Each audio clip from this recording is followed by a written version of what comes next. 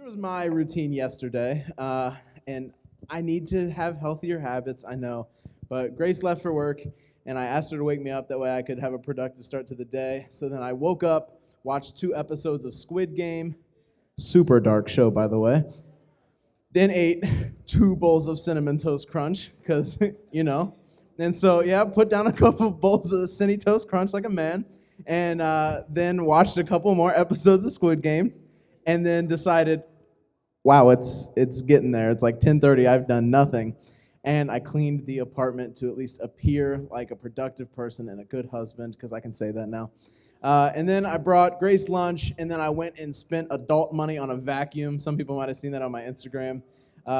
And by the way, I had actual work to be done. Like, I had things that needed to be getting done with my day, but that just didn't happen. I found other ways to be productive. Anyway, what I'm getting at is that morning routines actually are a good thing, just unless you're a YouTuber vlogging about every step of your day, you're probably not doing that. So those videos might be super cringy to me, but there are real takeaways. The reality is that routines and rhythms like that are known to be healthy for people. So I gave it just one swift Google search, facts about if routines are healthy for people, because I feel like we all hear that, we all see that, but I got this research from northwesternmedicine.org, which sounds just official enough for you guys to believe it. And it says that people with routines are almost always have better stress levels, better sleep schedules, better physical and mental health, and even serve as a positive example to those they influence. Isn't that something special, right? Get to be healthier and sleep and not be stressed out all the time, and you might even have a positive influence. All right? The thing is that when you watch these videos, you probably feel one of 2 ways. You probably either feel challenged by it, and not necessarily in a good way, challenged by it, and you see the difficulty in it, and you might push back, push away. It might cause some hesitation, like, yeah, not for me.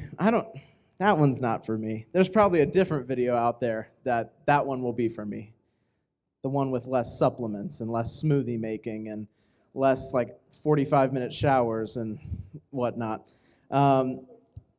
So the other side of that is you might feel this sense of invitation, an invitation to join in. You might feel encouraged or motivated.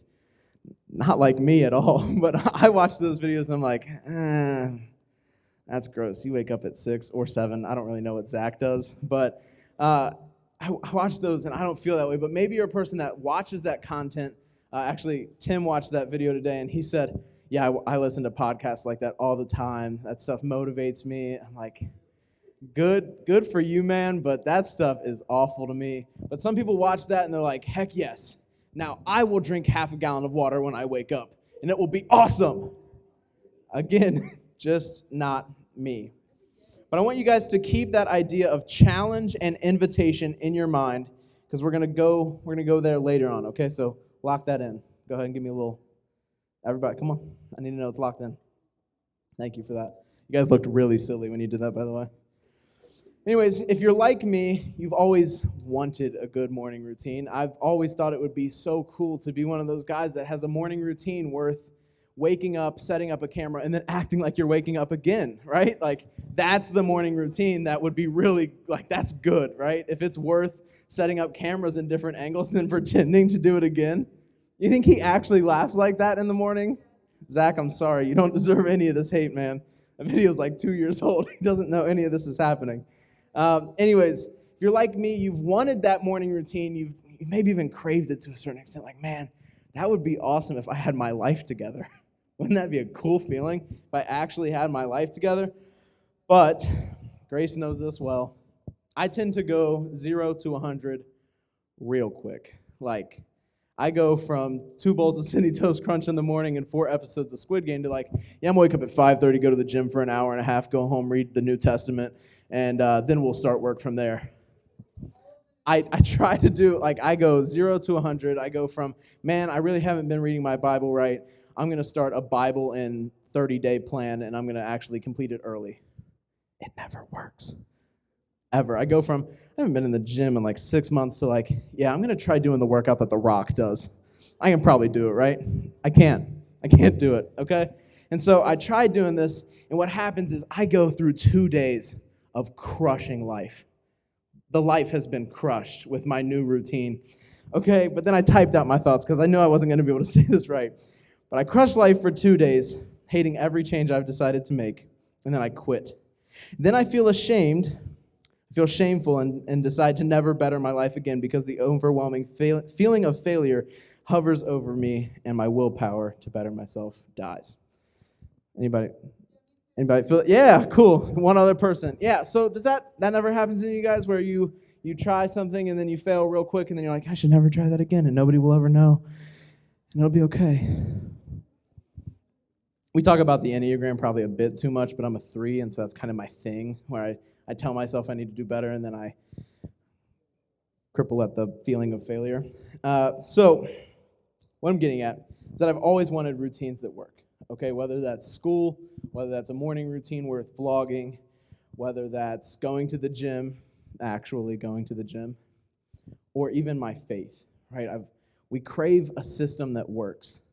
We want something that actually clicks and that will actually work. So this series, Side by Side, is going to take us through 3 weeks looking at a system that I have been taught that is biblical, simple, and most importantly, real. It's attainable. When I say it's simple, I'm not talking like my simple 6 a.m. routine on YouTube. No, something that's actually simple and actually attainable. And guess where we see it? The Bible. We actually see a system for faith that works, not just a cheesy church acronym, not just, some weird small group thing. No, an actual thing that Jesus does in the Bible that helps us to kind of form a system for our faith. So I want to read this passage for you guys. It's out of Luke 6. If you have your Bibles or you have the Bible app on your phone, you can go ahead and turn there. We're going to be in Luke 6, chapter 12. Ooh, big boom. Turns out trying to open and turn pages in a book and holding a mic, not super easy. Thanks, Wyatt. If anybody needs a Bible, raise your hand and Tim will run one to you. He will not throw the Bible, but you will be given a Bible. Luke chapter 6, verse 12. If I woke up at 6 a.m., I would be able to do both things at the same time. Actually, I'd be so tired that I wouldn't be able to do any of this. All right. I'm going to assume you guys are close enough to there. And because I don't want this recording to have too much downtime, I'm going to go ahead and read. All right, starting in Luke chapter 6, verse 12. During those days, he is Jesus, he went out to the mountain to pray and spent all night in prayer to God. When daylight came, he summoned his disciples, and he chose 12 of them, whom he had named apostles. Simon, whom he also named Peter, and Andrew his brother, James and John, Philip and Bartholomew, Matthew and Thomas, James the son of Alphaeus, and Simon called the Zealot, Judas the son of James, and Judas Iscariot, who became a traitor. After coming down with them, he stood on a level place with a large crowd of his disciples and a great number of people from all Judea and Jerusalem and from the seacoast of Tyre and Sidon. They came to hear him and to be healed of their diseases, and those tormented by unclean spirits were made well. The whole crowd was trying to touch him because power was coming out from him and healing them all. Raise your hand if you've ever read that passage before, and be honest. It's okay. Yeah, so that's kind of like, when you look at that, you're kind of like, I don't know what happened. Jesus prayed, got some friends together, then they went and did some cool stuff that we don't really hear about happening that much today. Is that kind of how that feels? But if we look closer at what Jesus is actually doing in this passage, I think we get 3 simple takeaways, okay? We can break this into 3 things, and Grace drew a little thing for me. So 3 things: enjoying God, being together, and doing good. Do these things seem difficult? Enjoying God, being together, and doing good. You're probably like, at one point, I have done all three of those, which is a good feeling because when I watch those rhythm videos, I'm like, this dude's routine has things that I have never even attempted before. You have probably been with people. You have probably done good. And if you follow Christ, you have enjoyed God. We're on a good path, guys. So I'm going to call these things the rhythms. I know we've been talking about routines, but this isn't really like a morning routine. These are more rhythms of life that we can get into and that I think can really serve us well. So we're going to talk more about rhythms as we go on later in the night. But first, let's talk about what it means to enjoy God. So if you haven't figured out, this series is 3 weeks long. Tonight, we're going to be talking about enjoying God. Next week, we get to talk about being together. And then we'll end talking about what it means to do good as Christians, okay? So let's go back to that passage. We don't have to read it again. I trust that you guys locked it in your brain. So the first thing, we're really only looking at verse 12 tonight, okay? And what we see is that Jesus goes to pray to God, right? Goes to pray. When do we typically pray? Maybe before bed, before something scary, if somebody's sick, before we eat. Those are all good, right? There's nothing wrong with any of those. But Jesus does something kind of crazy to me. He goes to this mountain and he prays for the entire night. Not just prayer before bed or before a meal, but he is in conversation with God for the entire night. It says that he went to this mountain to pray and just stayed there and just talked to God. So this message tonight is not really a message about how to enjoy God. I think knowing God kind of goes, well, you're going to start enjoying God if you know God. But this is going to be a message to express the importance of knowing and enjoying God. If you come to small groups on Sunday, we're going to talk a little bit more about what that actually looks like in our lives. Yes, that was a shameless plug. All right? So what we see here is Jesus loving God so much that he spends his time with God, stays up all night devoted to spending all of that time just speaking to God. An important piece of enjoying God is this, that the rest of these things are kind of things that might happen, right? Being together kind of happens. Look, you found yourself doing that one. You've probably done a service learning project at school. Oh, cool, you've done good. Or maybe you've held the door for somebody or something even really small. You've done good. But the thing with this, enjoying God, is it's personal. This one's really personal. And you've probably heard things like, well, a personal relationship with your Lord and Savior, Jesus Christ. That's actually what we're talking about. A lot of times I think that's such a narrow way to look at our faith. But tonight, that is actually kind of what we're talking about. What it means for you to actually know and love Jesus and how that is going to influence all aspects of your life and of completing these rhythms. See, this is not how you look at church or what your friends and family think of your faith. It is a matter of your own relationship and how you're choosing to spend your time with God. There's this theologian named Matthew Henry, and he says this about this passage, and I think it's kind of poetic. He was alone with God. He went out into a mountain to pray, where he might have no disturbance or interruption given him. We are never less alone than when we are thus alone. Matthew Henry's really old, so you might be like, that dude's grammar's terrible, but I'm sure it worked when he was alive. All right, what this is saying, if you're like, yeah, this makes no sense, Jesus went away from everybody. He went away from even his closest friends, his disciples. He went away from them to be with God. They were asleep. They probably knew nothing about it. They probably woke up, where's that dude at? Right? But it wasn't about them. It wasn't about what other people saw. It was about him going to a private place and having that time with God alone. We're about to be at fall retreat, and whenever we're at camp or retreat, we talk about this thing called TAWG, T-A-W-G, time alone with God. And Jesus was all about his TAWG, right? He needed to go talk to his heavenly Father, go talk to him, and just stay in conversation with him. And I love what Matthew Henry here says. We are never less alone than when we are thus alone.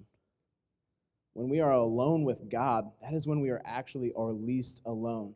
That is when we are surrounded by the most important being ever, right? That is just super cool to me. But this is where the enjoying God part leaves me in a little less poetic sense. When we talk about enjoying God in our lives, that means stripping away what our friends and family thinks, how we look at church, what we're doing, what Christian things we do, the ways we serve, all of that. And it forces us to take an honest look at our faith and ask ourselves if we truly know and love God. When we look at enjoying God, we have to dive deeper, look at our lives, and say, do I truly know and love God? If that answer is no, there's an issue, and that's what we're going to get into next. So, can I get those rhythms back on the screen, Madison? Cool. All right. So, enjoying God comes first for a reason here. All right? Enjoying God comes first in the rhythms because it has to.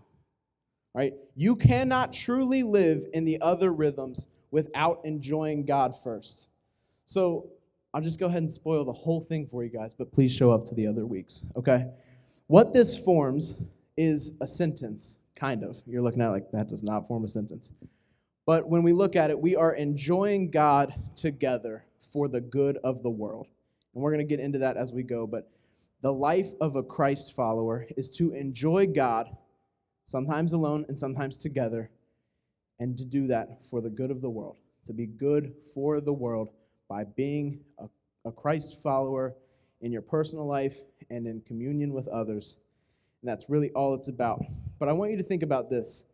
How shallow do those other two things become if you do not have that foundation of enjoying God first?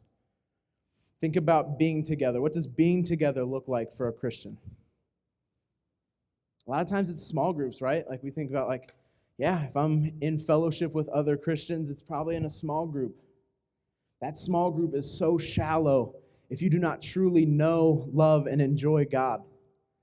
Because you cannot be your genuine self. You can sit there and give Sunday school answers, and you can hang out with friends, but that time together is going to be so shallow compared to what it could be if you actually knew your Heavenly Father.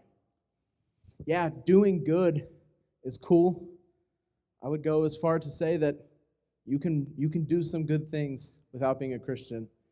Some of you might know why that's actually kind of an off-putting statement to some.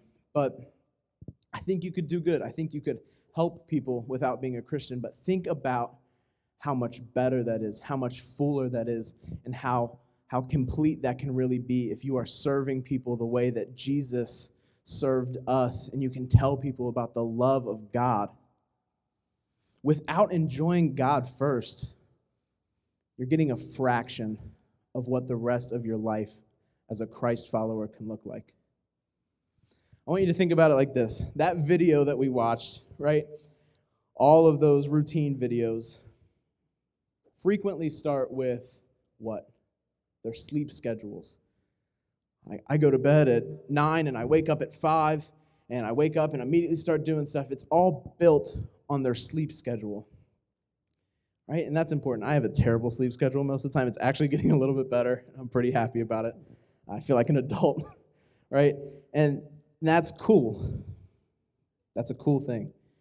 But those morning routine videos almost always start with that sleep schedule because it's the building block of the rest of what they do. If those people didn't have those firm sleep schedules where they wake up at 6 or 7, like Zach, he would not be able to wake up and put on the same clothes just like Steve Jobs did and then make smoothies. You guys didn't get to see the smoothie part, but it's really funny. He wouldn't be able to do all those things if he didn't have that foundation of a good sleep schedule. And just like that, I want you guys to think about your relationship with God. What I'm saying is that your relationship with God is even more important and foundational to your life than the sleep you get every night. Just like a vlogger who needs his sleep, you guys need your relationship with God to be able to experience the rest of the life of a Christian in its fullest sense. It is more important and foundational. Foundational is meaning like the building block. If you are going to start somewhere, it has to be with enjoying God, or else the other things will fall short, guys. They will mean a fraction of what they could mean if you are not truly enjoying God. So I want to leave you guys with a couple of things. If you were listening, I promised this in the beginning, a challenge and an invitation. The challenge that I have for you guys is to look closely at your life and ask yourself if you are truly enjoying God and spending time with Him. I know that half of you are sitting in here like, dude, I've heard this so many times. You want me to pray. You want me to read my Bible. I get it. Right? But I want you to push past that urge for just a minute. Push past that urge and ask yourself the hard question of if you really, actually know God. If you know God the kind of way that Jesus did, which I know is a hard, standard to live up to, but do it for a second. Push past that, I can't be like Jesus. No, we want to be like Jesus. So ask yourself if you know God in the kind of way where you would walk up a mountain and spend the night talking to Him. Ask yourself that right now. Do you love God and prioritize God in the way in which you would say, I got other things to do right now. I got to go to a mountain. I got to get alone so I can not be alone for once. I need the mountain. I need the prayer. I need the time with God. Challenge yourself right now to see if that's actually where you're at. And be honest with yourself. It's probably not. I don't know if I'm always there. I think I hit my peaks where I'm like, let's go. Let's go to the mountain. Staying up all night. We're talking to God. Maybe you've never felt that way, though. Okay? And that's where this invitation comes in. I have an invitation for you to stop chasing the other ways, the other routines and rhythms. If you have been chasing those, if you have been chasing the right things to do, stop. That's not the first step. The first step has never been to figure out all the right things to do from the beginning. You'll be making the same mistakes that I make every time I try to set a new routine.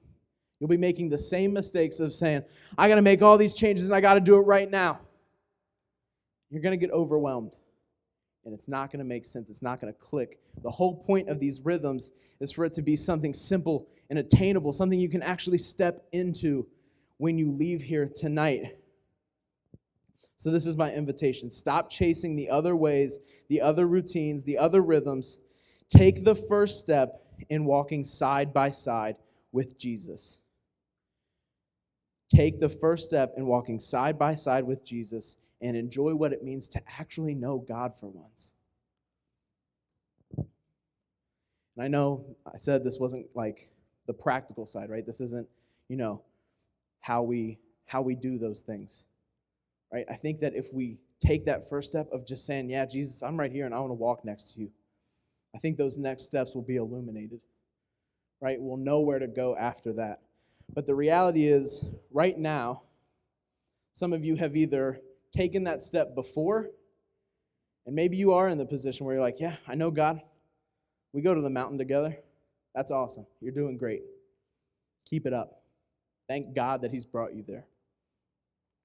Or you've made that step before, but now you look side to side, and you don't see Jesus there. And you got to do a little bit of work. Probably more than just watching a YouTube video. You got to do a little bit of work to get right next to Jesus' side again. But the sad reality is this. Some of you have never made that first step before, but you're still chasing the rhythms. But you can't even fully know the rhythms until Jesus is by your side. You can't even fully know the right things to do, the routines, until you know God and enjoy God first. So I want to share the best news ever with you guys. All right, we were made to be in a relationship with God. We were made to walk side by side with Him. That's how this whole thing started, okay? And then sin separated us. Sin, the things that we do that God doesn't want us to do, or when we don't do the things that God does want us to do, it separates us from Him. And when that happens, our path changes, and we start walking down a path towards a scary place called hell, okay? And the only way to get back on that right path where you're walking next to Jesus is to turn to him and say, yeah, I'm ready to accept that invitation. I want to walk on the right path. I want to walk side by side with you. I want to experience the fullness of life that you have set out for me, because that's the only way that it's going to make sense. It's going to be better than a YouTube video about some dude's morning routine. It's going to be better than the things I can come up with in my own brain. It's going to be the thing that makes my life worth something. All right? So that's the invitation I want to leave you guys with. Is that if you've never taken that step towards Jesus before, tonight's that time.